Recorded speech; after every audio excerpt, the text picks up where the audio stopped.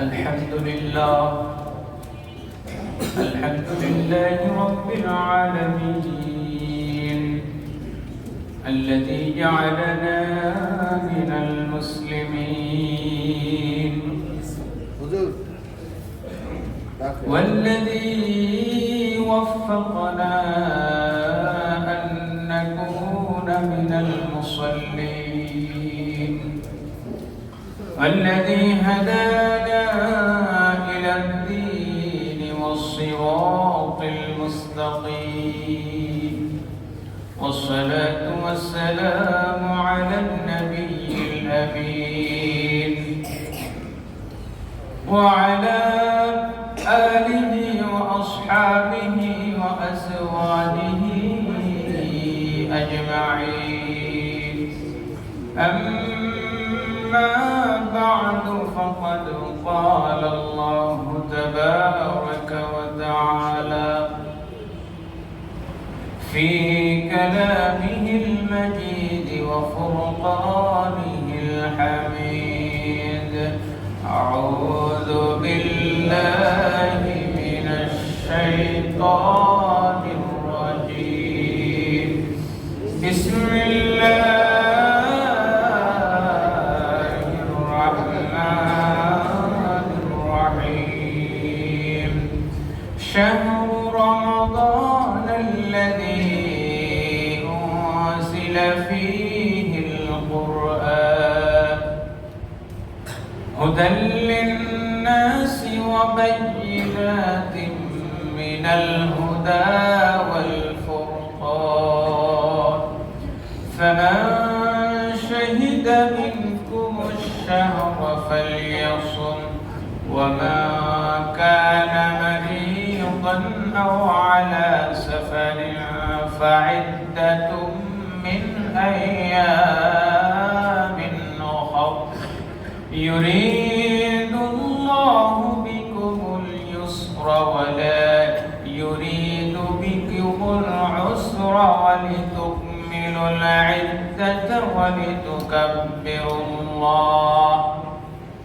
على ما هداكم لعلكم تشكرون إن الله وملائكته يصلون على النبي يا أيها الذين آمنوا صلوا عليه وسلموا تسليما اللهم صل على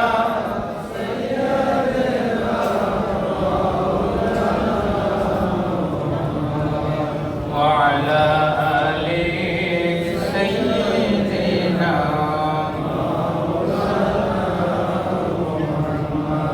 اللهم صل على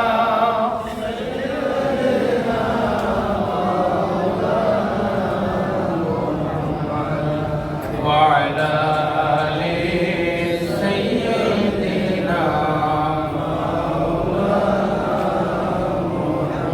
আল্লাহ তুমি দয়া করো নসিব করো মদিনা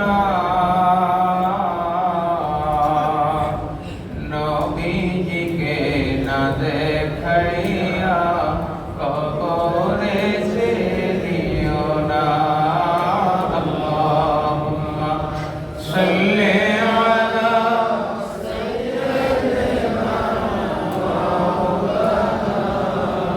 মুহাম্মদ ওয়া আলা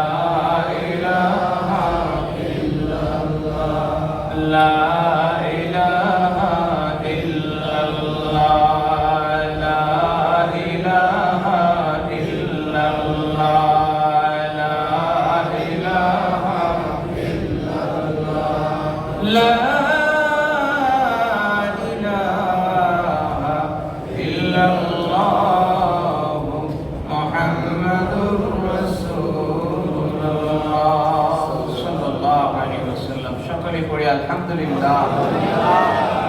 আরো মহব্বতের সাথে বলি আলহামদুলিল্লাহ। সকল প্রশংসা সেই রব্বুল ইজ্জতের দরবারে, যিনি দয়া করে, মায়া করে, মেহেরবানি করে মাহে শাবানুল মুআজ্জম মাসে আজকে 24তম তারিখে যে রব্বুল আলামিন আমাদেরকে দয়া করে, মেহেরবানি করে বরকতময় শাবান মাসে সর্বশেষ জুমায় সমবেত হওয়ার তৌফিক দান করেছেন, সেই রবের দরবারে শুকরিয়া আদায় করে জবান খুলে সকলে সমস্যারে বলি আলহামদুলিল্লাহ। দরুদ ও সালাম পেশ করছি প্যারা নবী, নূরুন আলা নূর, হাবিবে কিবরিয়া, নবিয়ুল আসফিয়া, নবিয়ুল আম্বিয়া, নবিয়ুনা শফিউনা হাবিবুনা নবী মুহাম্মদুর রাসূলুল্লাহ সাল্লাল্লাহু আলাইহি ওয়াসাল্লামের নুরানি ইরফানি মুতাবাররক কদম মুবারকে, যিনি মাহে শাবানুল মুআজ্জমের পরে মাহে রমজানের আগমনকে আল্লাহর হাবিব সাল্লাল্লাহু আলাইহি ওয়াসাল্লাম আহলান ওয়া সাহলান বলে সুস্বাগতম জানিয়েছেন বলে সুবহানাল্লাহ। আল্লাহ তাবারক ওয়া তাআলা কোরআনে কারীমের সূরা বাকারা সর্ববৃহৎ সূরা, এই সূরার 183 নম্বর আয়াতে কারীমা দ্বিতীয় হিজরির শাবান মাসে নাযিল করেন বলে সুবহানাল্লাহ। কত হিজরি? দ্বিতীয় হিজরির। আল্লাহ রাসূল মক্কা থেকে মদিনাতুল মুনাওয়ারায় যাওয়ার 1 বছর পর দ্বিতীয় বছরে শাবান মাসে আয়াতে কারীমা নাযিল হলো। নাযিল হওয়ার পর আল্লাহ রাব্বুল আলামিন কোরআনে কারীমে সূরা বাকারার 185 আয়াতে বলেন, শাহরু রমাদানাল্লাযী উনজিলা ফীহিল কুরআন, বলে সুবহানাল্লাহ। রমজান এমন একটি মাস, যেই মাসে আমার আল্লাহ কোরআন নাযিল করেছেন, এবং কোরআন নাযিল করেছেন কেন সে কথাও কোরআনে আল্লাহ বলে দিয়েছেন, হুদাল্লিন-নাসি ওয়া বায়্যিনাতিম মিনাল হুদা ওয়াল ফুরকান। এই কোরআনকে হেদায়েত হিসেবে সত্য এবং মিথ্যার পার্থক্যকারী রূপে আমি নাযিল করেছি বলে সুবহানাল্লাহ। এবং এই আয়াত নাযিল করার মাধ্যমে আল্লাহ সুবহানাহু ওয়া তাআলা আল্লাহর হাবিবের উম্মতদেরকে রমজানের ফজিলত সম্পর্কে, রমজানের মাহাত্ম্য সম্পর্কে, রমজানের আজমত সম্পর্কে এই আয়াতে আল্লাহ স্পষ্ট করে দিয়েছেন বলে সুবহানাল্লাহ। এই আয়াত নাযিল হওয়ার পর আল্লাহ রাসূল সাল্লাল্লাহু আলাইহি ওয়াসাল্লাম শাবানের একেবারে শেষ দিন, রমজানের আগের দিন সাহাবায়ে কিরামদের উদ্দেশ্যে একটি ভাষণ দিয়েছেন, এবং সেই ভাষণে রমজান মাস সম্পর্কে, রমজানের করণীয় সম্পর্কে আলোচনা করেছেন এবং রমজানের প্রস্তুতি নিয়ে আলোচনা করেছেন। ইনশাআল্লাহ আমরা আজকে রমজানুল মুবারকের প্রস্তুতি নিয়ে, রমজানের শান নিয়ে আমরা কথা বলবো। আল্লাহ রাব্বুল আলামিন আমাদেরকে মাহে রমজানের রহমত, বরকত, নিয়ামত, মাগফিরাত এবং নাজাত হাসিল করার তৌফিক দান করুন। সকলেই বলি আমিন। আর একবার মহব্বতের সাথে বলি আমিন। হাজিরিন, কোরআন নাযিল হয়েছে 610 ঈসাই সনে, এবং আল্লাহর হাবিব সাল্লাল্লাহু তাআলা আলাইহি ওয়াসাল্লাম কোরআন নাযিল হওয়ার পর 610 থেকে 623 কত হয়? 13 বছর। এই 13 বছর আল্লাহ তাবারক ওয়া তাআলা তার রাসূলের জন্য রমজান মাস দিয়েছিলেন। 13 বছর রমজান এসেছে এবং গিয়েছে। 13 বছরে রমজানের রোজা ফরজ হয়নি, বরং মদিনায় যাওয়ার পর আল্লাহ রাব্বুল আলামিন কোরআন যেই মাসে নাজিল হয়েছে, অর্থাৎ 13 বছর আগে যেই মাসে কোরআন নাজিল হয়েছে, যেই রাতে কোরআন নাজিল হয়েছে, এই রাতের এই মাসের ফজিলত সম্পর্কে আল্লাহ বর্ণনা করেছেন। কত বছর পর? 13 বছর পর। অর্থাৎ কোরআন তো মদিনায় নাজিল শুরু হয় নাই, 13 বছর আগে মক্কায় নাজিল হয়েছে। 13 বছর পূর্বে কদরের রাতে কোরআন নাজিল হয়েছে। 13 বছর পরে এই রাতের ফজিলত সম্পর্কে আল্লাহ জানিয়েছেন বলে সুবহানাল্লাহ। এর মানে হলো যে আমাদেরকে যে কোনো জিনিসের আজমত এবং কিমত, এটা মর্যাদা বুঝতে হলে সময় দিতে হবে এবং এই বুঝার জন্য মেজাজটা তৈরি করতে হবে। রমজানুল মুবারক আমাদের কাছে প্রত্যেক বছরই আসে এবং প্রত্যেক বছর চলে যায়। রমজান সম্পর্কে আমাদের প্রস্তুতি নিতে নিতেই রমজানের চাঁদ চলে গিয়ে শাওয়ালের চাঁদ আসে। এই জন্য আল্লাহ বলছেন যে রমজান মাসে কোরআন নাজিল করেছি, শবে কদরের রাতে কোরআন নাজিল করেছি, কিন্তু এখনই তোমাদেরকে জানিয়ে দিচ্ছি না। 10 বছর, 12 বছর, 13 বছর যখন পার হলো, তখন আল্লাহ বললেন শাহরু রমাদান আল্লাযী উনজিলা ফীহিল কুরআন। ও আমার বান্দারা, তোমরা কি জানো যে কোরআন কোন মাসে নাজিল হয়েছে? বলেন তো সুবহানাল্লাহ। এবং এই যে একটা জিনিস আপনার জীবনে ঘটে যাওয়া প্রতিটি ঘটনা, আমরা অনেকে দিনপঞ্জি লিখি, অর্থাৎ নিজের ব্যক্তিগত ডায়েরি লেখেন।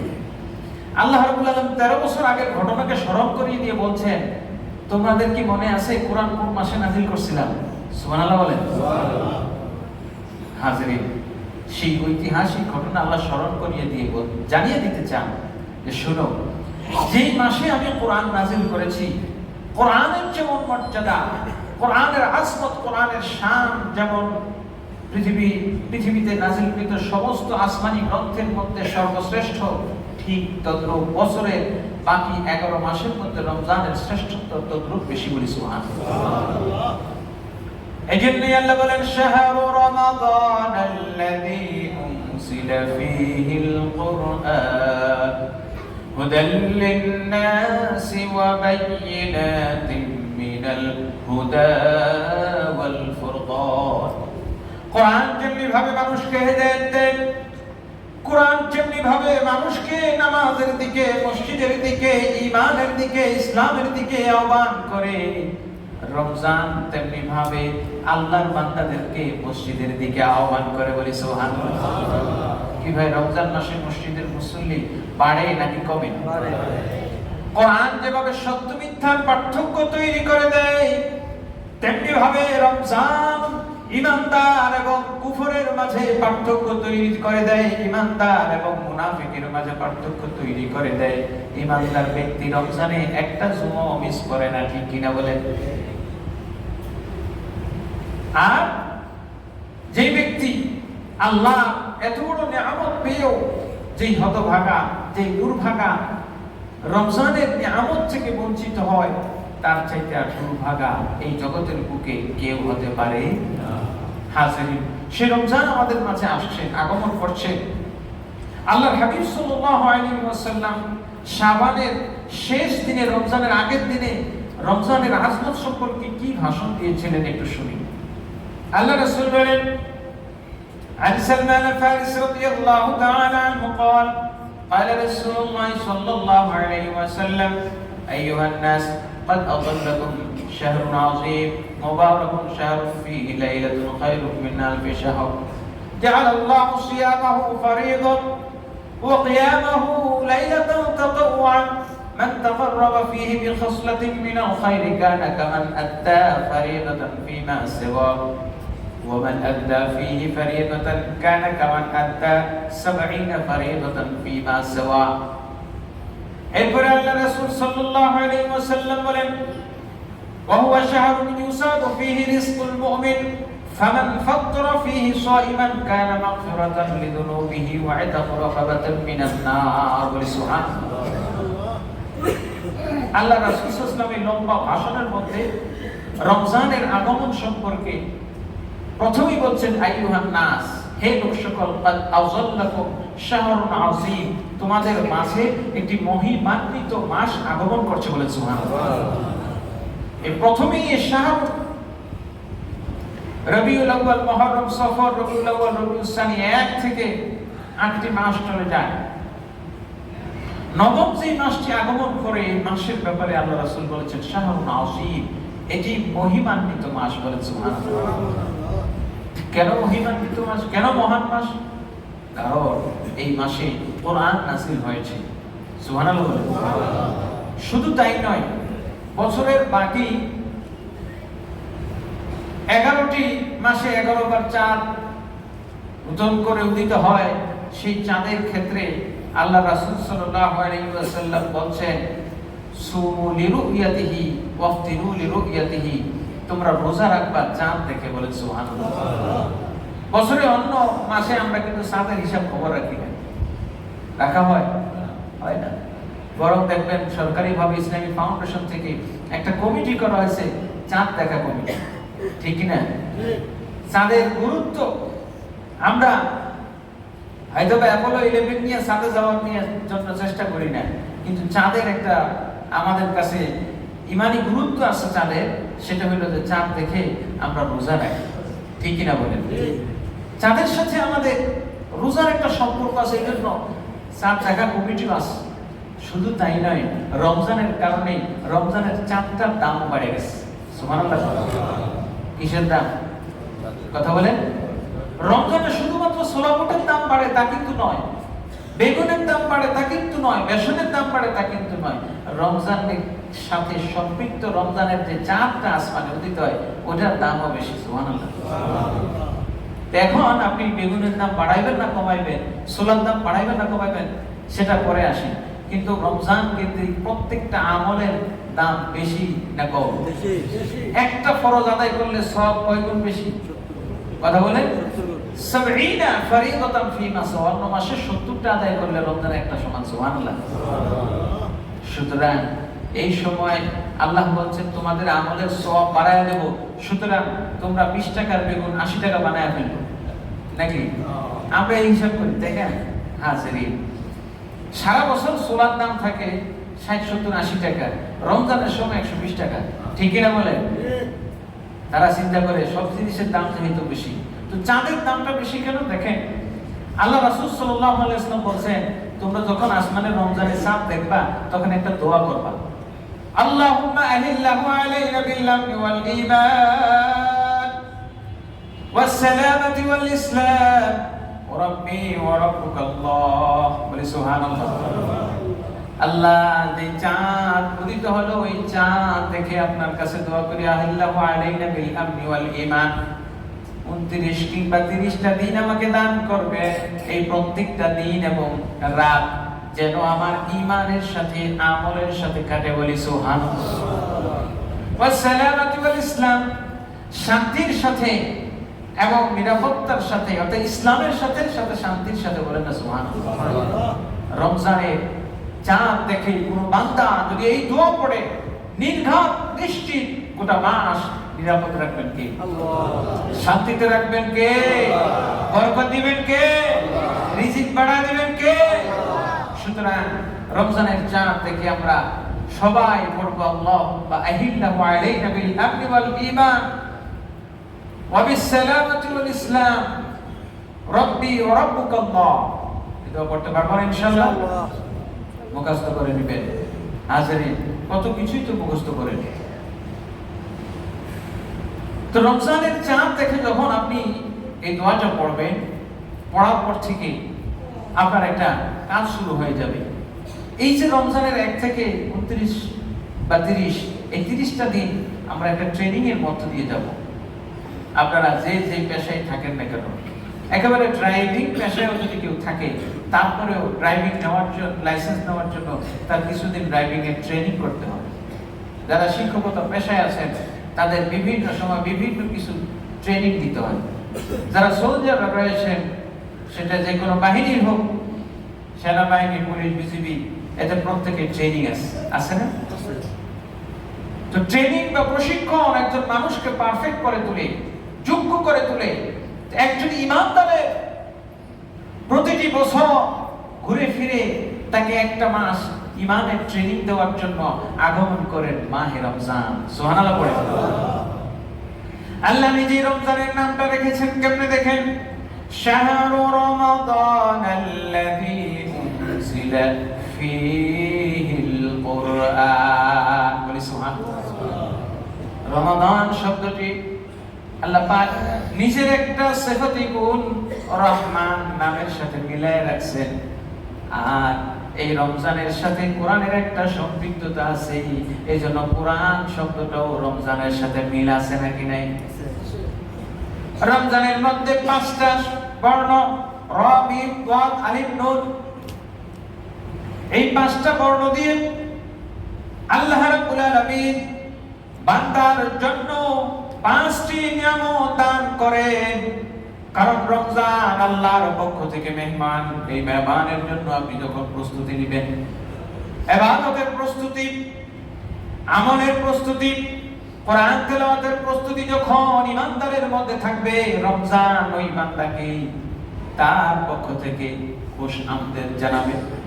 ধরেন এই এলাকায় একজন পার্লামেন্টের মেম্বার হলে, আপনার স্কুলের মধ্যে বা আপনার এলাকার মধ্যে সেই মেম্বারকে আপনি আনলেন, আনার পর তাকে যদি আপনি ফুলের শুভেচ্ছা বা পর্যাপ্ত সম্মান না দেখান, তাকে যদি উপযুক্ত সম্মান না দেখান, ভাঙ্গাচোরা একটা চেয়ার দিয়ে রাখছেন, কোন রকম একটা কাপড় বিছিয়ে রাখছেন, কোন রকম তার সাথে আপনি সৌজন্য বেশি একটা ভালো ব্যবহার করলেন না, আচ্ছা বলেন তো তিনি কি আপনার প্রয়োজন পূরণ করবেন? আপনার কাহে আপনার প্রয়োজনগুলো, আপনার আবেদন নিবেদনগুলো শুনবেন? আপনারা কি করেন? যখন তাকে ডাকেন তার জন্য সুন্দর একটা স্টেজ করেন, সুন্দর একটা ভালো একটা চেয়ারের ব্যবস্থা করেন, ফুল দিয়ে শুভেচ্ছা জানান, আহলান সাহলান জানিয়ে স্বাগতম জানান, ঠিক কিনা? নাকি এর বিপরীত করেন? তাহলে এটার মাধ্যমে আপনি চান যে তার মাধ্যমে আপনার এলাকার উন্নয়ন হোক, আপনার রাস্তাঘাট প্রতিষ্ঠানের উন্নয়ন হোক। তো আল্লাহ সুবহানাহু ওয়া তাআলার পক্ষ থেকে এমন বিশাল মেহমান রমজান আসছে, তার জন্য আমাদের কি প্রস্তুতি আছে? আমাদের বাড়িতে ঘরে যখন বাহিরের মেহমান, সেটা রাষ্ট্রীয় হোক কিংবা পারিবারিক মেহমান হোক, বিয়ের বাড়ি থেকে মেহমান হোক, ছেলে দেখতে মেয়ে দেখতে আসতে হোক, আপনি তাকে যেইটুকু সম্মান করেন, তার জন্য যেইটুকু প্রস্তুতি ঘরের মধ্যে নেন, পুরাতন পর্দাগুলো থাকলে সরিয়ে ফেলেন, বিছানার চাদরটা পাল্টান, ভালো খাবার দাবারের আয়োজন করেন, পকেটে টাকা না থাকলেও ধাপ দেনা করে বাজার করেন, কি ব্যতিক্রম? ঠিক কিনা বলেন? করি কিনা? তাহলে যদি দুনিয়ার স্বাভাবিক মেহমানের জন্য আপনি এতটুকু আয়োজন করে থাকেন, তো রমজান কি রহমানের মেহমান না? রমজান কি আল্লাহর পক্ষ থেকে আসে নাই? রমজান সম্পর্কে আল্লাহ কি আগাম ঘোষণা দেন নাই? রমজানের মর্যাদা সম্পর্কে কি রাসূল জানিয়ে দেন নাই? রাসূল কি বলেন নাই রমজানের সম্মানে তুমি যদি একটি নফল সদকাও করো, তো বাকি মাসে 11 মাসে একটি ফরজের সমান সওয়াব পাবা। সুবহানাল্লাহ। মান আদা ফীহি খাসলাতান মিনাল খায়র, নফলের কথা নয়, যেই মানুষগুলো রমজান উপলক্ষে জিনিসপত্রের দাম বাড়িয়ে দেয়, মানুষকে কষ্ট দেয়, ভয়াবহ কথা তাদের জন্য। আল্লাহ রাসূল বলছেন মান আমিলা ফিহি খাসলাতান মিনাল খায়র, ভালো একটা স্বভাব, নফল কাজ না, ভালো কাজ, যে কোনো ভালো কাজ, ভালো কাজের মধ্যে আপনি বুঝে নিয়েন, রাস্তা থেকে কষ্টদায়ক, রাস্তায় একটা ইট পড়ে আছে, এই ইট সরানোটা এটা ভালো কাজ না। ইট সরানোটা কি না, যেটা মানুষের জন্য কষ্টদায়ক হবে, এই জিনিসটা সরানো ভালো কাজ না। তো বলবেন হুজুর কি কাজ? এটা ঈমানি দায়িত্ব। এটা কিসের দায়িত্ব বলেন? এটা ঈমানের দায়িত্ব। আপনার বাসায় আপনি বিল্ডিং এর কাজ করতেছেন, রড সিমেন্ট দিয়ে মানুষকে কষ্ট দিচ্ছে, এটা সরানো, এটা সরিয়ে ফেলা এটা ভালো কাজ না, বরং এটা ঈমানি দায়িত্ব। কারণ রাসূল বলেছেন আল ঈমানু বিদ'আতুন ওয়া সাবউনা শুবা, ঈমানের 70টা শাখা, আউয়ালুহা কাউলু লা ইলাহা ইল্লাল্লাহ, এক নম্বর হলো লা ইলাহা ইল্লাল্লাহ, আর সর্বশেষ ঈমানের শাখা হলো ইমাতাতুল আযা আনিত তরিক, রাস্তা থেকে কষ্টদায়ক বস্তু সরিয়ে দেওয়া। তাহলে রাস্তা থেকে কষ্টদায়ক বস্তু সরিয়ে দেওয়া এটা কি ভালো কাজ না ঈমানি দায়িত্ব? না, বুঝেন নাই, এটা ঈমানি দায়িত্ব, ভালো কাজ না। ভালো কাজের উপরে আমি মনে করি বুঝাইতে পারি নাই, বুঝতে পারছেন আপনারা? অর্থাৎ রাস্তা থেকে কষ্টদায়ক বস্তু এটা শুধু ভালো কাজ না, ভালো কাজ তো সমান সব, কিন্তু এটা আপনার দায়িত্ব। তো রাসূল সাল্লাল্লাহু আলাইহি ওয়াসাল্লাম বলছেন মান আদা ফিহি খাসলাতাম মিনাল খায়র, একটা ভালো অভ্যাস, যে কোনো ভালো কাজ করলেন, যে কোনো ভালো অভ্যাস করলেন, আপনি ধরেন বিড়ি খান, এটা খারাপ। একজন মানুষকে দেখে, একজন আলেমকে দেখে বা ইমাম সাহেবকে দেখে আপনি বিড়িটা ফেলে দিলেন, এটা ভালো কাজ না খারাপ কাজ? কারণ কাজটা যদিও খারাপ, কিন্তু বিড়িটা ওই মুহূর্তে ফেলে দেওয়া এটা কি কাজ? অর্থাৎ এই ধরনের ভালো কাজ যদি কেউ করে, কথা বুঝতে পারছেন? রাস্তা থেকে কষ্টদায়ক বস্তু, এটা তো আরো ফরজ কাজ। এই ধরনের ভালো কাজ করেছে, তার এই কাজটা একটা ফরজ ইবাদতের সমান সওয়াব। আমি আপনাদেরকে বুঝাইতে পারছি? হাজরিন, তো এই জন্য রমজান সাধারণ মাস নয়। যেই ভদ্রলোক বাকি 11 মাস চুলা 60 টাকা 70 টাকা বিক্রি করেন, তিনি যখন এই জিনিসটা বাড়িয়ে দিবেন, এই জিনিসটা বাড়ানোর ফলে কি হবে দেখেন, আল্লাহ রাসূল সাল্লাল্লাহু আলাইহি ওয়াসাল্লাম বলেছেন ফিহি ইউসাদু রিজকুল মুমিন, আল্লাহ রাব্বুল আলামিন রমজান উপলক্ষে ঈমানদারের রিজিকে বরকত দেন, রিজিক বাড়িয়ে দেন। সুবহানাল্লাহ। ইউসাদু শব্দ ব্যবহার করেছেন, বরকত ব্যবহার করেন নাই, অর্থাৎ সরাসরি বাড়াবেন। বরকত শব্দের অর্থ হলো যে আপনি অল্প খাবেন ঠিক, কিন্তু অল্প খাওয়ায় আপনাকে বেশি খাওয়ার শক্তি হবে, এটাকে বরকত বলে। অর্থাৎ অল্প খেয়ে আপনি সন্তুষ্ট হবেন, এটা বরকত। কিন্তু এখানে সরাসরি আল্লাহ বলছেন ইউসাদ, বৃদ্ধি করা হয়। সুবহানাল্লাহ। বাকি 11 মাস আমরা অনেকেই হয়তো বা গরুর গোশত না কিনলেও রমজানে অন্তত 1 কেজি হইলো গরুর গোশত অনেকে কিনি, ঠিক কিনা বলেন? বাকি 11 মাস ভালো মন্দ ফল খাওয়ার সুযোগ হয় না, কিন্তু রমজানে দেখা গেছে যে লোকটা মাসে 10,000 টাকা বেতন পায়, সে অন্তত রমজান মাসে কলা আনারস যেগুলো সস্তা থাকে, এই ফল হইলো রমজান মাসে খাওয়ার চেষ্টা করে। তাই এই যে বরকতটা দিলেন কে? আল্লাহ। কথা বলেন কে? আল্লাহ। হাজরিন, এই জন্য রমজান আমাদের মাঝে আসছে, আল্লাহর মেহমান। এটা একটা ট্রেনিং সেশন হবে, একটি মাস আপনাকে টাইম টেবিল মতো রমজানের যে 10টি বৈশিষ্ট্য আছে সেটি অন্য কোনো মাসে নাই। সুবহানাল্লাহ। বছরের অন্য কোনো এই মাসে নাই, একেবারে চাপ উপর থেকে শুরু হলো। আল্লাহ রাসূল সাল্লাল্লাহু আলাইহি ওয়াসাল্লাম বলেন রমজানের 1 নাম্বার 10টি বৈশিষ্ট্য হলো যে বৈশিষ্ট্য অন্য কোনো মাসে নাই। সেই বৈশিষ্ট্যগুলোর 1 নাম্বার হলো সিয়াম। যে সিয়ামকে আমি ফরজ করে দিয়েছি, একটা রোজা কেউ যদি পালন করি, আল্লাহ রাব্বুল আলামিন তার আমলনামায় কত সওয়াব দিবেন, এটা কাউন্টেবল না, আনকাউন্টেবল, অপরিসীম, ইনফিনিট, অর্থাৎ যেটা কখনো শেষ করা যাবে না। সুবহানাল্লাহ। রোজা রাখবেন কয়দিন? একদিন। কয় ঘন্টা? 24 ঘন্টা, সর্বোচ্চ 12-13 ঘন্টা। কিন্তু এর মাধ্যমে আপনি চিন্তা করে দেখেন, আপনি হাদিস কোরআন কোথাও পাবেন না রমজানের একটা রোজার যে সওয়াব, এটা পৃথিবীর কোনো কাউন্টিং, আনকাউন্টেবল, ইনফিনিট, অসমাপ্ত, যার কোনো শেষ নাই সওয়াব। সুবহানাল্লাহ। আপনি একটু এটা নিয়ে গবেষণা করেন, আপনি চিন্তা করতে পারেন যে একটা রোজার কত সওয়াব। এই জীবনে বহু তো আমরা না খেয়ে থাকি, কি বলে থাকি না? বহু হসপিটালে রোগী ছিল বা অনেক কারণে হোক 14 ঘন্টা 15, 16, 17, 18 ঘন্টা এমন চলে যায়, আপনার মুখে পানি দেওয়ার সুযোগ পান না। কিন্তু সেই না খেয়ে থাকাটা আর এই রমজান মাসে না খেয়ে থাকাটা এক নয়। রমজান মাসে যে বৈশিষ্ট্যটা আল্লাহ দিয়েছেন, 1 নম্বর হচ্ছে সিয়াম। এই সিয়ামটা কার গুণ জানেন? এটা সরাসরি আল্লাহর গুণ। সুবহানাল্লাহ। আল্লাহ নিজে বলেছেন সিবগাতাল্লাহি ওয়া মান আহসানু মিনাল্লাহি সিবগা, তোমরা আমি আল্লাহর রঙে রঙিন হয়ে যাও, আর আমার রঙের চাইতে আর কার রং অতি উত্তম। সুবহানাল্লাহ। দরুদ শরীফ পড়ে সাল্লাল্লাহু। হাজিরিন, রমজানের যে 10টি বৈশিষ্ট্যের কথা বলছিলাম, এটি অন্য কোনো মাসে আপনি পাবেন না। 1 নম্বর হলো সিয়াম। একদিনের সিয়াম, এটার সওয়াব আপনি পৃথিবীর সমস্ত মানুষ মিলেও এটার যোগ করেও শেষ করতে পারবে। 2 নাম্বার হলো সাহারি। আমরা এই যে ধরেন আজকে জুমার নামাজ পড়ে আপনি বাসায় যাবেন, সবাই ভাত খাবো বা যে কোনো খাবার খাবো, কিন্তু খাবারের টাইমটা একটা, কেউ 3টায় কেউ 4টায় দুপুরের খাবার আমরা খাই। কিন্তু সারা পৃথিবীতে আমরা এই যে ভোরবেলায় সাহারি যে খাবারটা খাই, যে খান না কেন, এটা কিন্তু সাধারণ কোনো খাবার না। দুপুরে আজকে দুপুরে আপনি যদি ভাত না খান বা ভাত খান, খাইলে বিসমিল্লাহ বলে আলহামদুলিল্লাহ বিসমিল্লাহ বলে শুরু করলেন, আলহামদুলিল্লাহ বলে শেষ করলেন, এতে আপনার সওয়াব আছে। কিন্তু এই খাবার, দুপুরের খাবার সকালকার নাস্তা 7টায় খাওয়া, রাতের খাবার সন্ধ্যায় 12টায় কিংবা সন্ধ্যায় খাওয়া, এটা কি সুন্নত, ফরজ, ওয়াজিব, মুস্তাহাব? কিছুই না। কিন্তু সাহারি যে আপনি খাচ্ছেন ভোরবেলায় তাহাজ্জুদের সময় উঠে, এই সাহারি খাবারটা সাধারণ কোনো খাবার নয়, বরং তাসাহহারু ফাইন্না ফিস সুহুরি বারাকা। আল্লাহ রাসূল ওই খাবারটাকে বলেছেন বরকতের খাবার। সুবহানাল্লাহ। তাহলে পৃথিবীর কোন খাবার, দুপুরের খাবার, রাতের খাবার, বিকালের খাবার, সন্ধ্যার খাবার, সারাদিন তো আমরা খাইতেই থাকি। নামাজ এরকম 5 ওয়াক্ত নামাজ পড়ি আর না পড়ি, অন্তত 6 ওয়াক্ত খানা আমাদের ঠিক। কথা বলেন ঠিক কিনা? বলবেন হুজুর এত খানার কথা বলেন, খাইতো না।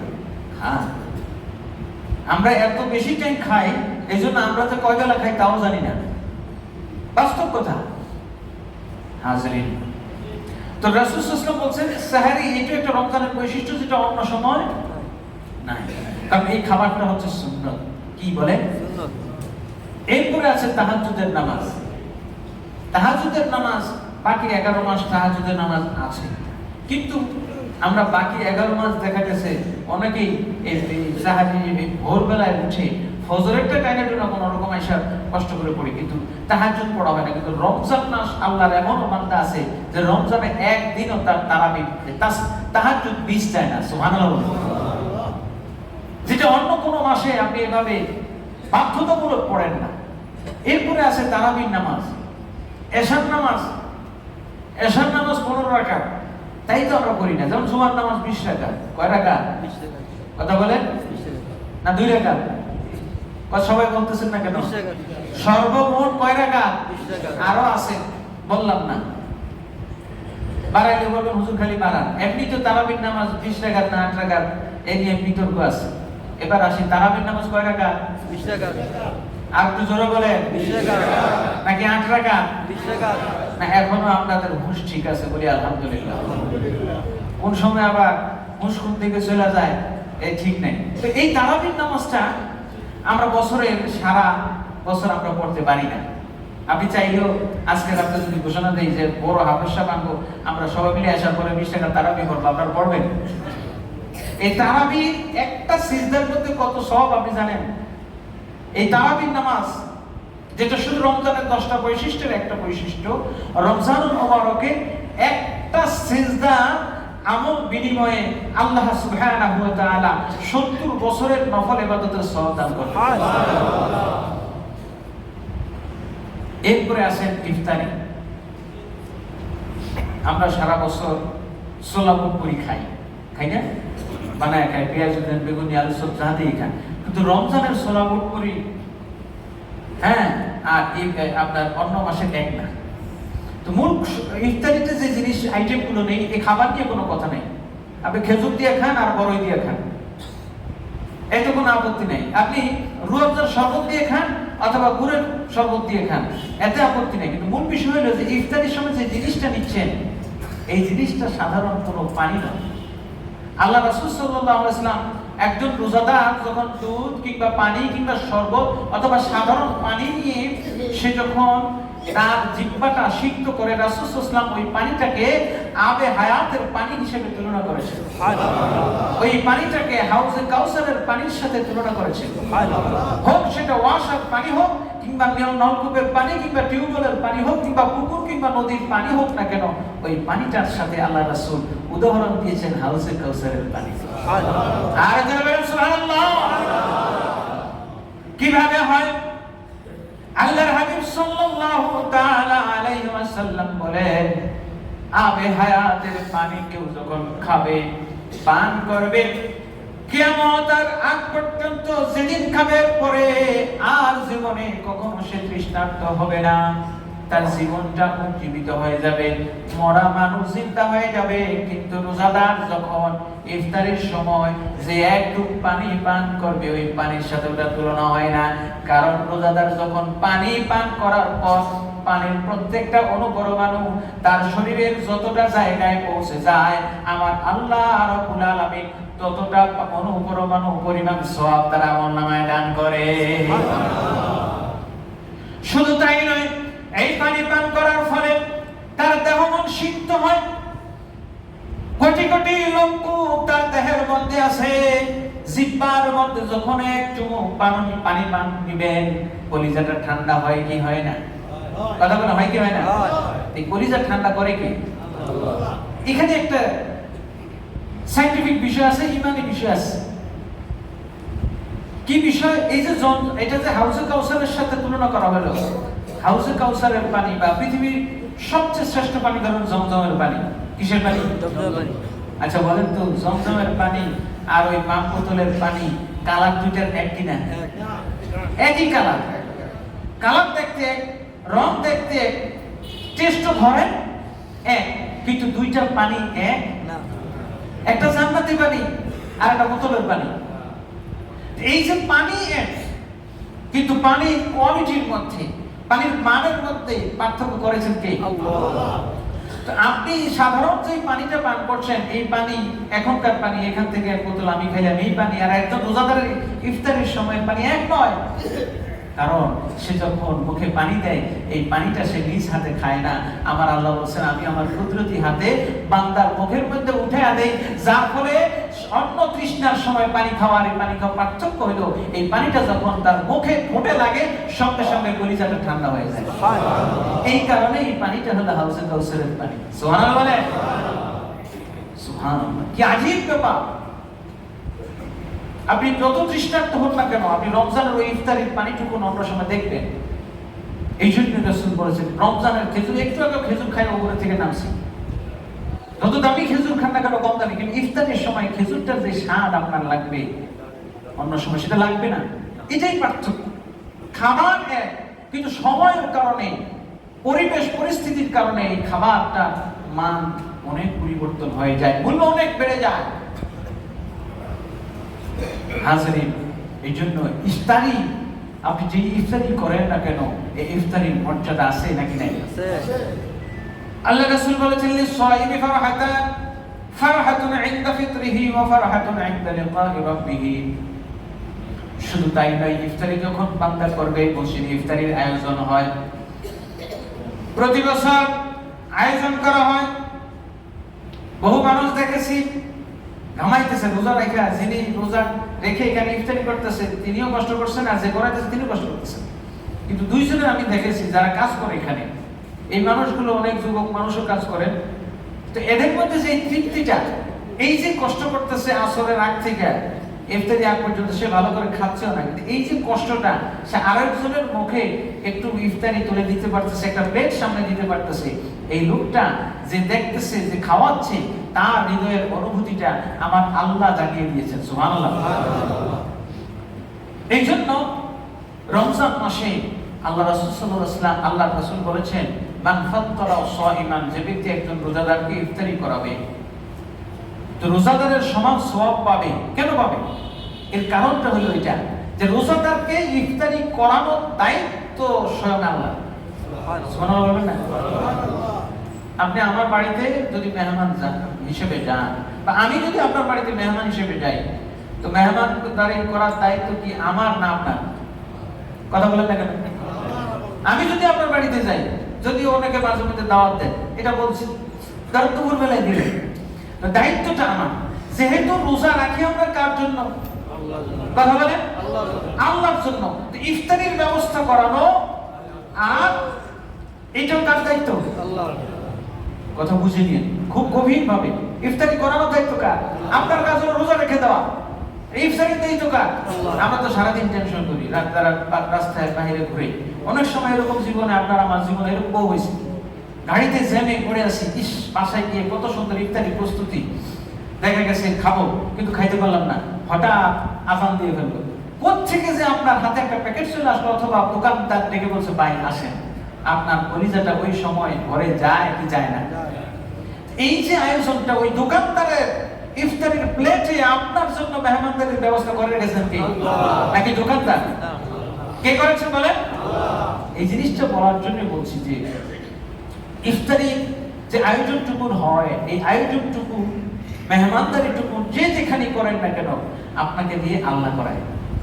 সুবহানাল্লাহ।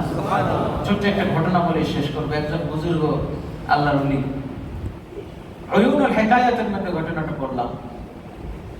তার 4টা বাচ্চা বাড়িতে বাইরে থেকে আসছেন, এসে এশার নামাজ পড়ে বাচ্চারা উনি আসার পর ঘরে এসে দেখেন বাচ্চারা ঘুমিয়ে গেছে।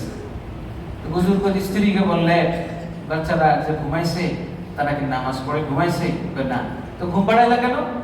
বলছে ক্ষুধার, ঘরে রান্নার কিছু নাই, খাবার কিছু নাই, তো তাড়াতাড়ি যাতে ডিস্টার্ব না করে, কান্না করবে, না খেলে তো সাধারণত কান্না করবে, জ্বালাবে, এই জন্য এদেরকে ভুলায় ভালায় ঘুম পাড়ায় দিছে। আল্লাহর ওলি বুজুর্গ বলতেছেন, খবরদার, ক্ষুধার কারণে তাদেরকে ঘুম পাড়াইলে চলবে না। ক্ষুধার কারণে ঘুম পাড়িয়ে দিয়েছো তা চলবে না, বরং আমার সিদ্ধান্ত হলো রবের কাজ করে, আল্লাহর হুকুম পালন করে, নামাজ পড়ে তারপরে ঘুমাইতে হবে। নির্দেশ কার? আল্লাহ। কার নির্দেশ? আল্লাহর নির্দেশ। সুতরাং আমার ঘরে খাইলো কি খাইলো না, পাইলো কি পাইলো না, এটা হুকুম না। কারণ আমাকে আল্লাহ রাব্বুল আলামিন আদেশ দিয়েছেন, ওয়া'মুর আহলাকা বিস-সালাতি ওয়াসতাবির আলাইহা। সুবহানাল্লাহ। তিনি স্ত্রীকে বলতেছেন, আল্লাহ আমাকে বলছেন, ওয়া'মুর আহলাকা বিস-সালাত। আল্লাহ বলছেন, তুমি তোমার পরিবারকে নামাজের নির্দেশ দাও, ওয়াসতাবির আলাইহা, নামাজ পড়ে এইটার উপরে ধৈর্য ধারণ করে বসে থাকো। সুবহানাল্লাহ।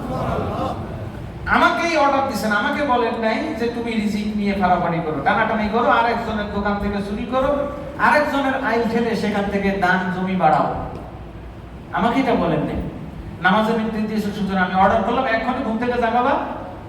মহিলা মানুষ তো, স্বামীরই তো ভয় পাবে। এখন অর্ডার দিলাম, উঠাবা, উঠিয়ে নামাজ পড়াবে। স্ত্রী চায় না, তারপরেও স্বামীর কথায় নামাজ পড়াইলো। এখন তো সব বান্দারা, বাচ্চারা উঠছে, এখন ক্ষুধার যন্ত্রণায় কাতর, তারা কান্না করছে। এবার তিনি বলেন, আমার কাজ ছিল নামাজে দাঁড়িয়ে দাঁড় করিয়ে দেওয়া। রব্ব, আমি আমার দায়িত্ব তোমার পক্ষ থেকে, ওয়া'মুর আহলাকা বিস-সালাতি ওয়াসতাবির আলাইহা, তুমি যে দায়িত্ব দিয়েছো আমি সেটা পালন করেছি। বান্দা, আর তোমার দায়িত্ব হলো তোমার বান্দার মুখে রিজিক তুলে দেওয়া। সুবহানাল্লাহ। এটি আমার নয়। রব, আমি আমার দায়িত্বটুকু পালন করেছি।